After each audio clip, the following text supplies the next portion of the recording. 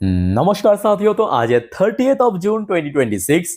दोस्तों, आज इस वीडियो में हम टोटल 4 इंपॉर्टेंट विषय पर चर्चा करेंगे। तो चलिए शुरुआत करते हैं। 4 अलग अलग विषय है, तो अंत तक पूरा जरूर देखना, ठीक है।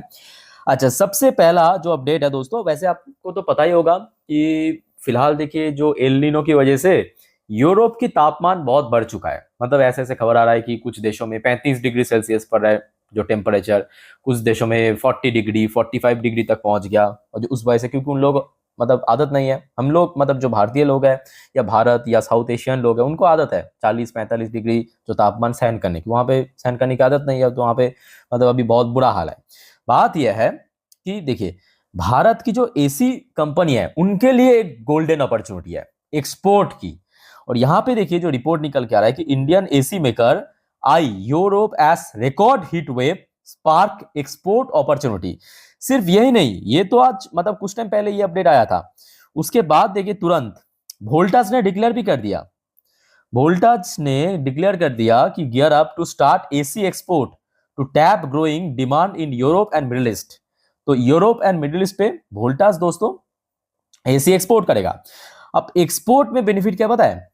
देखिए, वोल्टास की बात करें, करियर की बात करें, या डाइकिन की बात करें, ब्लू स्टार की बात करें, चाहे लिस्टेड हो अनलिस्टेड, डज नॉट मैटर, ठीक है। भारत की मार्केट में जब बेचते हैं तो उसमें एक प्राइसिंग होता है कोई भी एसी की। वो जब बाहर एक्सपोर्ट करके जाता है ना, उसका प्राइसिंग और बढ़ जाते हैं। और दूसरी बड़ी फैक्टर क्या है पता है?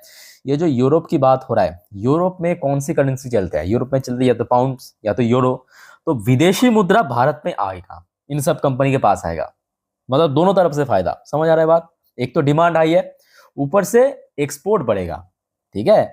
सो दैट्स वाई भारत की जितने भी एसी मैन्युफैक्चरर है उसके लिए देखिए बेनिफिट तो मिलेगा। अब देखना ही होगा कि कंपनी इस अपॉर्चुनिटी को कैसे यूटिलाइज कर पा रहा है। क्योंकि देखिए हर एक कंपनी की हो सकता है कि यूटिलाइज उतना बढ़िया ना हो। जैसे कि वोल्टास ने तुरंत रिएक्ट करते हुए डिक्लेयर कर दिया कि हम मिडिल ईस्ट और यूरोप को भी टारगेट करेंगे, वहां पे एक्सपोर्ट करेंगे क्योंकि वहां पे डिमांड बढ़ रहा है, ठीक है। सो लेट्स से हो सकता है कि अगले कुछ टाइम से ये सब ऐसी मैन्युफैक्चरर जो पिछले कुछ सालों से काफी वीक चल रहा है, इसमें रिकवर होने का बहुत बड़ा चांस है। चाहे हम यहाँ पे बात करें वोल्टास की, पिछले एक महीने पे सिर्फ 4% ऊपर। ईयर टिल डेट की बात करें 7% के आसपास डाउन चल रहा है। सेम ब्लू स्टार की बात करें, ब्लू स्टार की शेयर पिछले एक महीने पे 4-5% ऊपर चल रहा है। ईयर टिल डेट में जैसे ही आप देखेंगे 8% ये भी नीचे है, ठीक है। तो ये दो तो आपके एकदम प्राइम कंपनी है। बाकी बात करें जितने भी कंपनी, वो तो अनलिस्टेड है, जैसे कि डाइकिन, कैरियर, या बाकी जो भी है मतलब लोकली मिलता है, वो सब अभी अनलिस्टेड है। अच्छा, एक और दोस्तों कंपनी है एम्बर एंटरप्राइज। अच्छा, एम्बर एंटरप्राइज की बात यह है कि ये बेसिकली एक इंजीनियरिंग सेक्रेटरी कंपनी, मतलब मैन्युफैक्चर बड़ा करता है, ठीक है। बट कंपनी जो है एसी की जो कंपोनेंट, मतलब एसी की जो पार्ट पुर्जा, वो बनाता है कंपनी, ठीक है। सो जिस वजह से एम्बर एंटरप्राइज को भी यहाँ पे बहुत बेनिफिट पहुंचेगा। एक तो मैन्युफैक्चरर जो सरकार की तरफ से दुनिया भर की सपोर्ट मिल रहा है, ऊपर से एसी मैन्युफैक्चरर भी है, ठीक है। तो ये दोस्तों हो गया पहला टॉपिक, जो अभी गर्मी की वजह से एक अच्छा अपॉर्चुनिटी है भारत की एसी मैन्युफैक्चरर कंपनी के लिए। अच्छा, उसके बाद दोस्तों आ जाइए सेकेंड टॉपिक पे। सेकेंड टॉपिक भी ये सब आपको अपडेट दे रहा हूँ, ये सब रात की अपडेट है, ठीक है। ये देखिए 5:42 की अपडेट है। Government extend zero custom duty on की पेट्रोलियम इंपोर्ट्स टिल 15 जुलाई। अच्छा, सरकार ने ये डिसीजन तो आपकी अप्रैल में ले लिया था, बट ये जो अप्रैल पे मतलब 2 अप्रैल से ये जो पेट्रोलियम प्रोडक्ट की इंपोर्ट के ऊपर जो टोटली कस्टम ड्यूटी कट कर दिया, इसका ड्यूरेशन था 30 जून, मतलब आज तक। आज तक अगर कल तक कोई इंपोर्ट करता है तो उसके ऊपर ड्यूटी पे करना पड़ेगा सरकार को।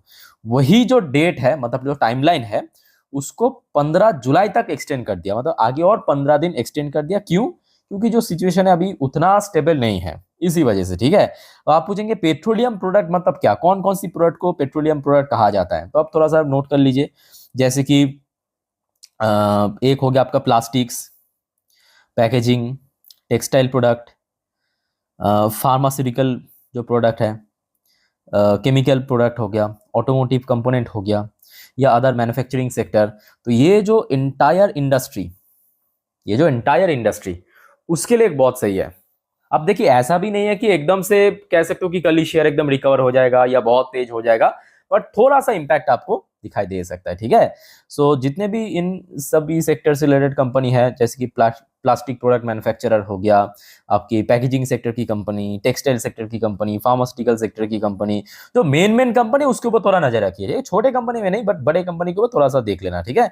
चलो दोस्तों आगे बढ़ते हैं, यहाँ तक आपको समझ आ चुका है, 2 टॉपिक एक्सप्लेन कर चुका हूं। अब चलिए तीसरे टॉपिक पे लेके चलता हूं, और उसके पहले एक छोटा सा रिक्वेस्ट दोस्तों, अगर आपको वीडियो अभी तक अच्छा लगा, इन्फॉर्मेटिव लगा, प्लीज दोस्तों वीडियो को लाइक करना और प्लीज चैनल को सब्सक्राइब करके जरूर रखिएगा सर, इस प्रकार की शेयर मार्केट से रिलेटेड जियोपॉलिटिकल अपडेट तुरंत पाने के लिए। और देखिए ऑलरेडी मैं आज दिन की 3 इंपॉर्टेंट टॉपिक पर वीडियो अपलोड कर चुका हूं, आई होप कि आप लोगों ने देख लिया, सारी इंपॉर्टेंट टॉपिक है कल मार्केट के लिए, नहीं देखा तो प्लीज जाके एक बार चेकआउट करना सर, चैनल पे विजिट करके, ठीक है।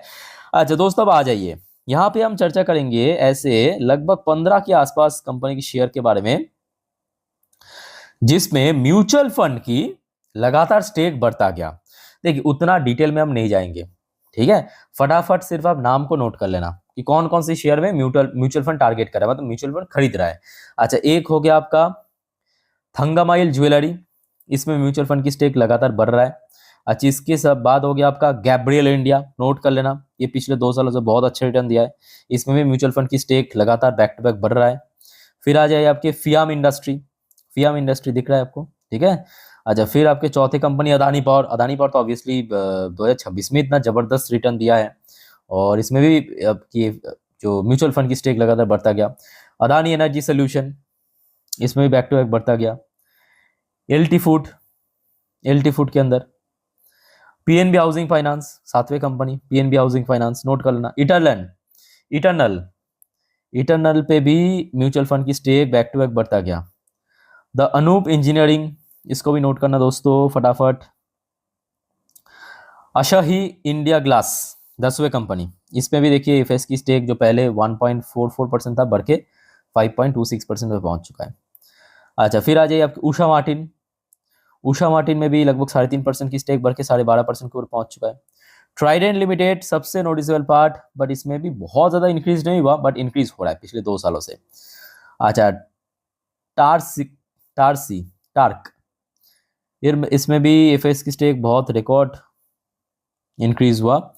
हैवेल्स इंडिया की शेयर वैसे गिरावट तो हो रहा है, बट इस शेयर में म्यूचुअल फंड की होल्डिंग लगातार बढ़ रहा है। और एक हो गया आपका लोधा डेवलपर, लोधा डेवलपर पे भी एफएस आपकी म्यूचुअल फंड की स्टेक जो है लगातार बढ़ रहा है, ठीक है।